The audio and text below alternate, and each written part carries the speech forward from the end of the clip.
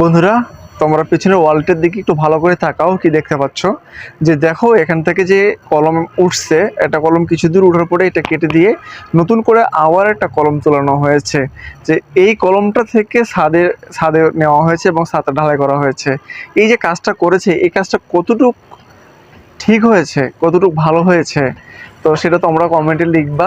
আমি কিছু মন্তব্য করলাম না, এটা তোমরাই বলবা যে আসলে যে মিস্ত্রি কিংবা বাড়িওয়ালা যে এই ডিসিশন নিয়ে কাজ করছে, এটা ইঞ্জিনিয়ার পরামর্শ দিছে না বাড়িওয়ালা দিয়েছে না কন্ট্রাক্টর দিয়েছে, সেটা আমি জানি না, কিন্তু কাজটা কতটুকু সঠিক সেটা তোমরা অবশ্যই কমেন্টে লিখবা।